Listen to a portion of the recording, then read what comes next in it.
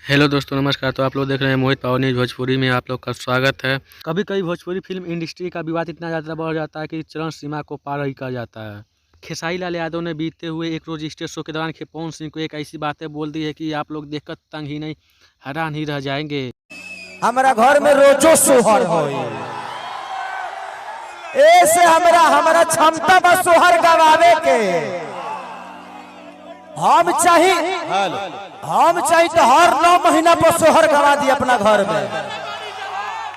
अगर केहू के लगे ताकत होखे तो गवा के देखाओ सोहर। हम ऐसे ना बोली ले उतना ताकत बाज सोहर गवा दे, लेकिन केहू के लगे वो ताकत नहीं है कि सोहर गवा सके। आई हम दावा ठोक के कहतनी कि मरियो जो है तो ओकरा घर में सोहर ना हो। सोहर पावर से होला और ताकत से होला। ओकरा खातिर मर्दांगनी चाहिए सोहर गवावे खातिर। एगो घरे सोहर थोड़ी होला। आपका नाम विवादित है। अगर विवाद आपके दरवाजे से नहीं उठा तो कोई मतलब नहीं बनता।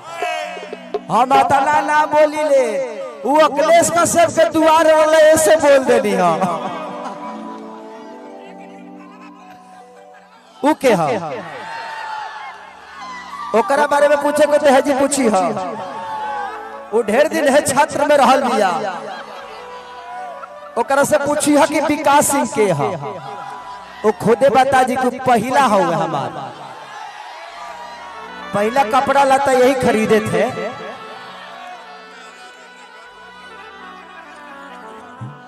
आजकल कुछ स्टार लो ऐसा बा जे कुछ स्टार के चमचई करके अपन जीवन चलावल चाहता। हमारा घेवड़ा फर्क ना पड़ेला। तू लोग वही चमचई करके जो नीचे ही बड़ा जीवन भर नीचे ही रह।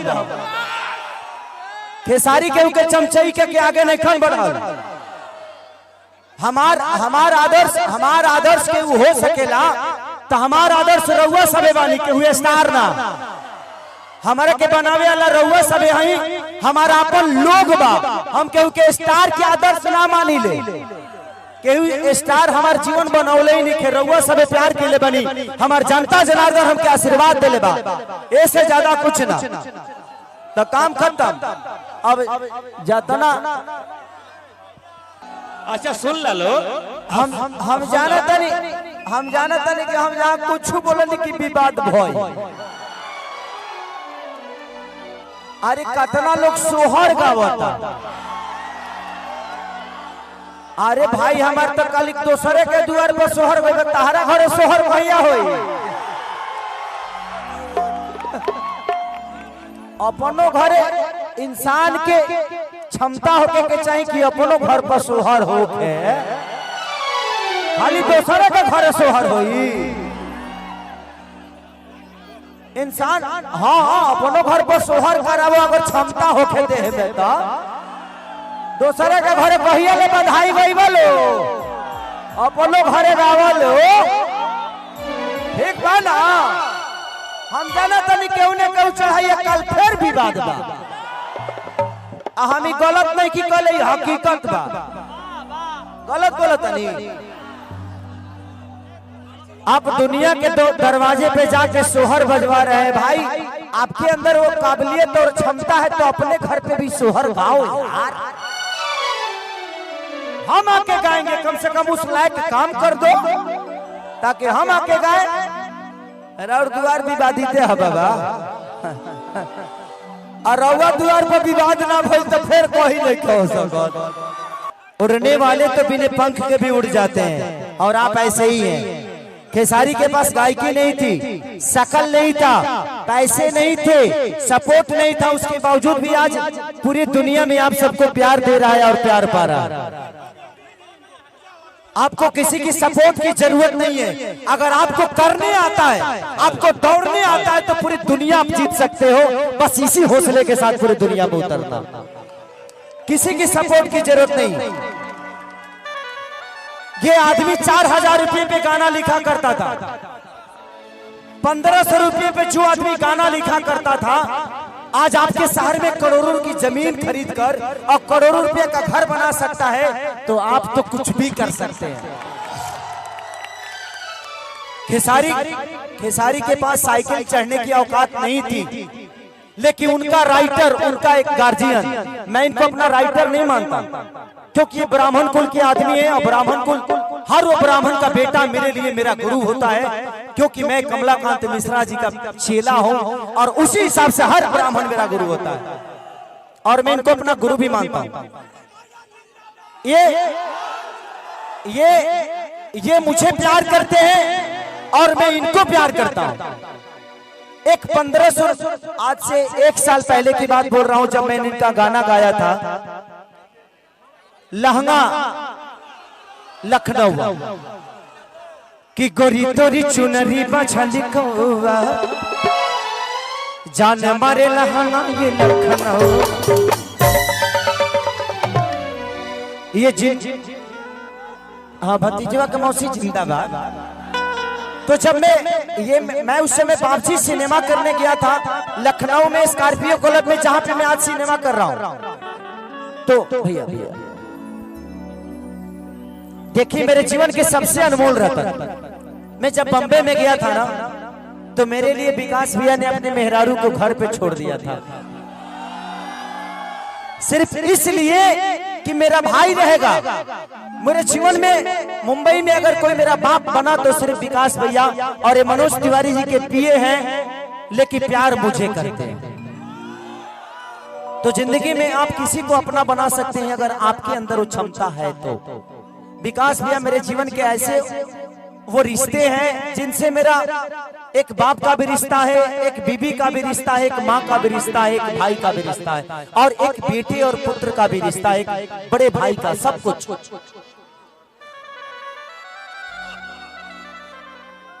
जिंदगी में एक बात बताओ, पैसे मत कमाना। अगर जिंदगी में बहुत कुछ करना है तो मैं आप सबसे बोल रहा हूं, कभी पैसे मत कमाना, बस लोग कमा लेना, इंसान कमा लेना, उससे बड़ी दौलत कुछ नहीं हो सकती। मैंने ऐसे भाइयों को कमाया है, ऐसे गार्जियनों को कमाया है।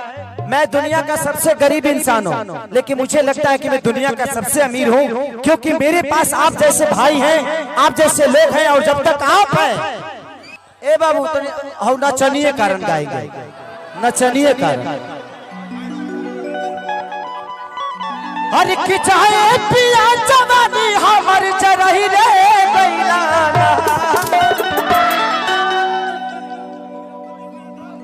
आस्था आस्था आस्था इधर, आस्था हल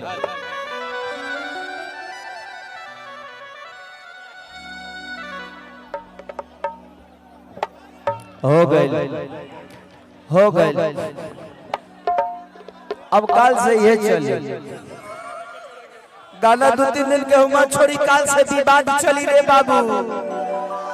सारे कंपनी भाई, हमार कंपनी वाला लोग सुना तरह तो काल से गाना मत छोड़ी लो, जैसे ये काल से गाना नहीं खा चले वाला। हमार काम खोदल, हम खोद देले वाले। अब जरा बर्दाश्त करे करो कॉल, हमारे के कोई कुछ बोलेला तो हमारा फर्क ना पड़े। फर्क कैसे ना पड़े कि बर्दाश्त करे के क्षमता बा। हम लड़ी लेना, हम चढ़ी ले।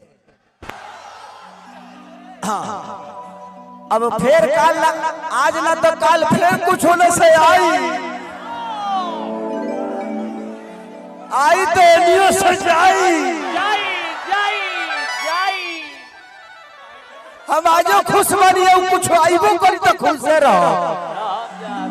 हम डिप्रेशन में डाली ले, डिप्रेशन में रही लेना।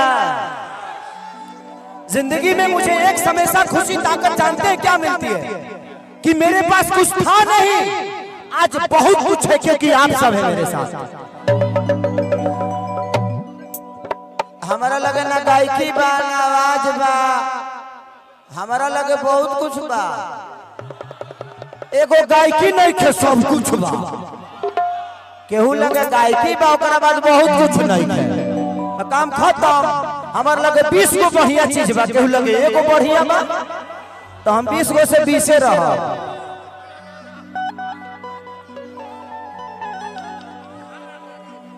हम चाहते हैं कि इस धरती पे विवाद शुरू हुआ था तो अखिलेश कश्यप के माध्यम से,